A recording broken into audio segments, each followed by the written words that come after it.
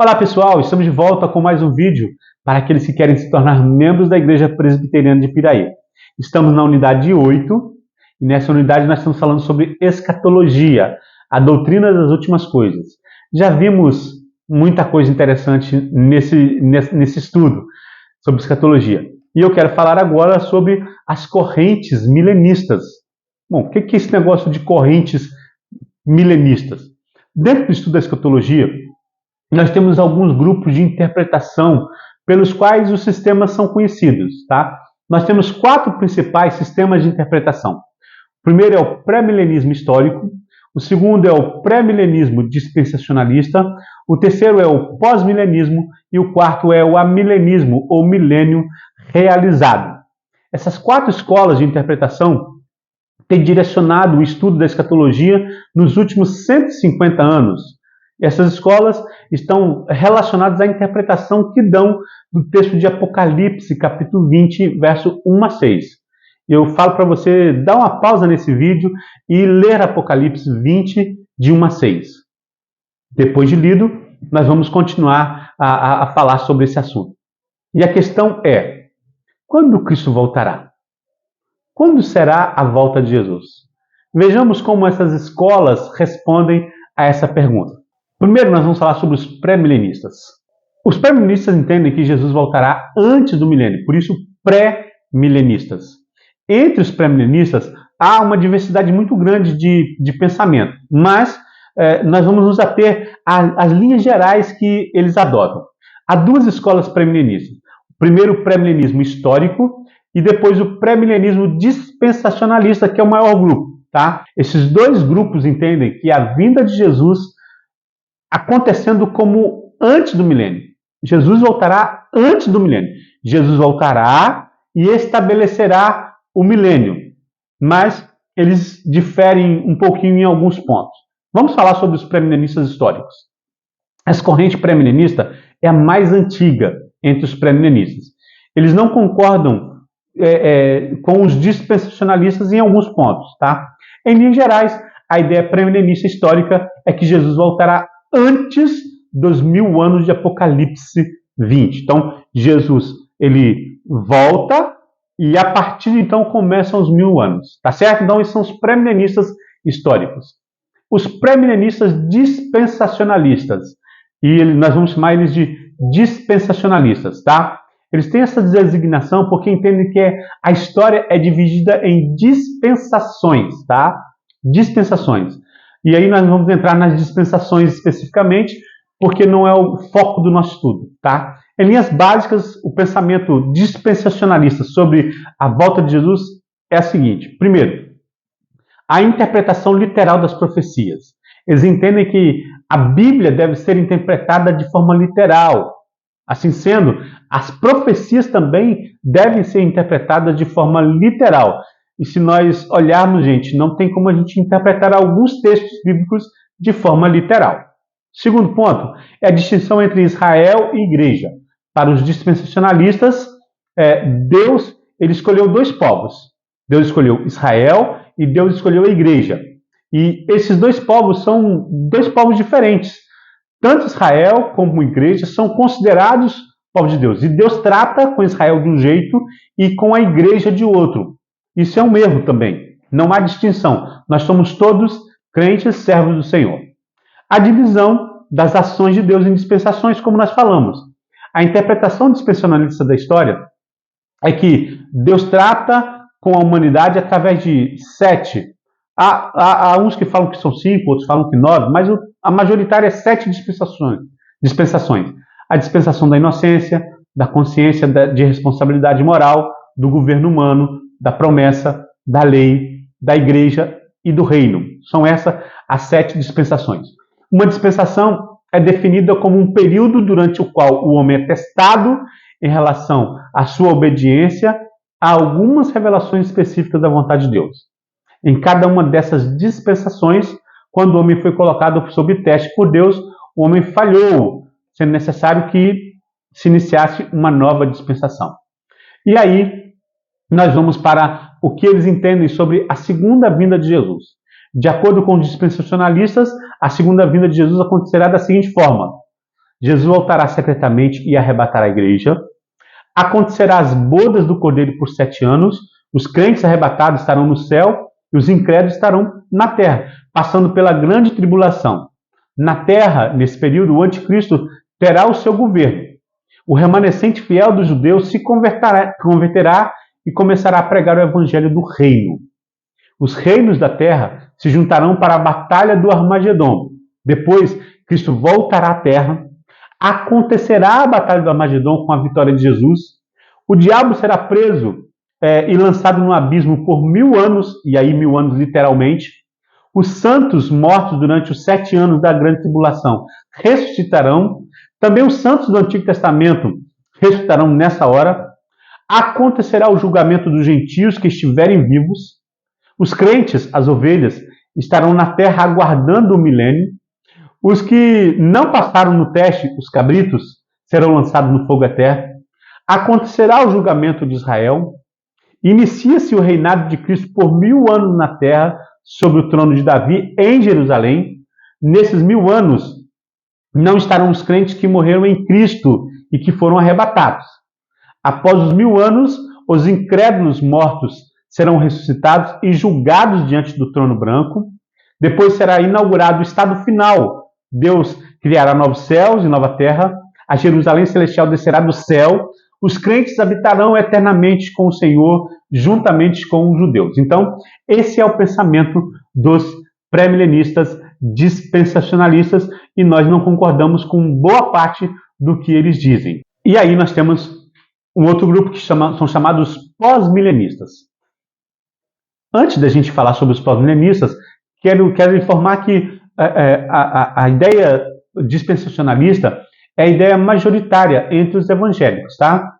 Há muitos das igrejas Assembleia de Deus, das igrejas pentecostais, neopentecostais, de algumas igrejas históricas também que adotam essa doutrina dispensacionalista. Um outro grupo são os pós-milenistas. Essa corrente de interpretação entende que Jesus voltará após o milênio. Em linhas gerais, o pensamento pós-milenista é o seguinte: eles não entendem o milênio envolvendo um reinado visível de Cristo aqui, a partir do trono terreno. Não entendem o milênio como tendo exatamente 1000 anos, não será literal. Cristo virá após o milênio. Acontecerá o milênio, depois Cristo voltará. A era atual, essa era que nós vivemos, ela será gradualmente absorvida pela era milenária. O reino de Deus vai sendo estabelecido através da pregação do Evangelho. Então, o Evangelho vai ser pregado e o reino de Deus sendo estabelecido. Por fim, todo mundo será cristianizado, ou a grande maioria do mundo será cristianizado, e nesse período o nível de maldade e as coisas ruins serão mínimas. A volta de Jesus ocorrerá no final de um longo período de justiça e paz. Após a vinda de Jesus, após o milênio, virá a ressurreição geral, o juízo geral, a introdução do céu e do inferno em sua plenitude. A ideia pós-milenista ela teve muito alcance no final do século XVIII e no século XIX, até o início do século XX, onde houve um grande avivamento nas nações cristãs evangélicas e o evangelho começou a ser pregado em muitos lugares. As missões começaram a se desenvolver. Então, vários países, em vários lugares, o evangelho foi chegando. Então, eles entendiam que agora sim, Cristo vai voltar. Mas, quando veio o século XX, veio a Primeira Guerra Mundial, eles começaram a perder crédito. A Segunda Guerra Mundial foi praticamente uma pá de cal nas ideias pós-milenistas. Dentre os grupos pós-milenistas, nós temos os presbiterianos e os reformados. Hoje, pouquíssimos, mas alguns ainda entendem dessa forma. Por fim, nós temos a corrente amilenista, ou milênio realizado. Bom, essa corrente, chamada de amilenista ou milênio realizado, ela é diferente da pré-milenista, tanto histórica quanto dispensacionalista. Primeira coisa que nós devemos dizer é que há um erro daqueles que não são amilenistas, tá? Ao dizerem que os amilenistas não creem no milênio, tá? Que está lá em Apocalipse 20. Os amilenistas creem-se no milênio. No entanto, não cremos no milênio literal. A nossa ideia de milênio ela é um milênio figurativo, um milênio não literal, tá certo? A grande maioria dos presbiterianos e dos reformados, eles são amilenistas, e nós cremos no milênio. Para resolver essa questão, um estudioso propôs a ideia de um milênio realizado. Por quê? A é uma negação, amilenista, não haverá milênio, tá certo? Então, nós cremos que haverá milênio, e esse milênio ele é realizado. Nós cremos no milênio, mas não cremos no milênio literal. De acordo com o nosso entendimento da palavra de Deus, nós já vivemos o milênio, ou seja, o milênio está se realizando na presente era que vivemos. Nós cremos que o milênio de Apocalipse 20 compreende a primeira e a segunda vindas de Jesus. Desde que Jesus veio e subiu aos céus, começamos o milênio. Para entendermos melhor a questão da escatologia, temos que entender melhor o livro do Apocalipse. Nós não podemos encarar o Apocalipse literalmente, tá? Apocalipse é um livro simbólico e deve ser interpretado como tal. Temos que entender que a grande maioria das figuras utilizadas por João, elas são não literais, e sim simbólicas. Elas são figurativas, tá certo? Então, os amilenistas ou os milenistas realizados, eles creem no milênio, e esse milênio não é literal. E dentro desse assunto da escatologia, um ponto que é muito importante é sobre o arrebatamento da igreja. Um grande problema que temos sobre a escatologia é essa questão do arrebatamento da igreja. Os pré-milenistas dispensacionalistas, eles afirmam que Jesus ele arrebatará a igreja, e esse arrebatamento será um arrebatamento secreto. E aqueles que serão arrebatados, os crentes, estarão no céu participando das bodas do Cordeiro. Bom, não é isso que nós podemos ver na palavra de Deus. Para entendermos esse texto, nós vamos examinar um pouquinho o texto bíblico que fala sobre isso. E é o único texto da palavra de Deus que fala sobre o arrebatamento da igreja. Literalmente, esse texto. Qual é esse texto? 1 Tessalonicenses, capítulo 4, os versos 13 a 18. E esse é o único texto, meus queridos, que vai nos falar sobre essa ideia do arrebatamento da igreja. Segundo aos Tessalonicenses, ou primeira aos Tessalonicenses, no capítulo 4, do verso 13 até o verso 18. Eu não vou ler, você vai ler esse texto aí, e nós vamos falar sobre esse texto nesse vídeo. Nesse texto de 1 Tessalonicenses 4, de 13 a 18, nós temos um termo técnico que é importante para entendermos o assunto. Esse termo é eis apantesim, e foi traduzido aqui no versículo 17 por encontro. Olha só, depois nós os vivos, os que ficarmos, seremos arrebatados juntamente com ele entre as nuvens, para o encontro do Senhor nos ares. Bom, esse é o termo-chave para entendermos o arrebatamento da igreja. Esse termo, eis apantesim, que é traduzido por encontro, ele foi utilizado somente 3 vezes no grego do Novo Testamento. Tá? Uma vez é esse aqui, que está falando sobre o arrebatamento da igreja. Mas nós temos também em Mateus, no capítulo 25, no verso 26, que Mateus ele utiliza também esse termo. Vejamos lá, Mateus capítulo 25, no verso 6. Mas à meia-noite ouviu-se um grito, eis o noivo, saía ao seu encontro. Esse texto é o texto da parábola das 10 virgens. Qual é a ideia desse texto? A ideia é que havia 10 virgens e elas estavam aguardando o noivo. Então, o noivo chega e, ao chegar, o noivo há um grito. Eis o noivo, saía ao seu encontro. Então, aquelas virgens saem e encontram as 5 virgens prudentes, elas se encontram com o noivo. E eles entram para as bodas, tá certo? Então, está vindo o noivo, saía ao seu encontro. As noivas prudentes saem, se encontram com o noivo e eles vão para as bodas. Esse é o texto que fala. Também nós temos em Atos, no capítulo 28, no verso 15. Então, nós temos Mateus 25, 6, o texto que usa o termo apantesim, tá? Eis apantesim.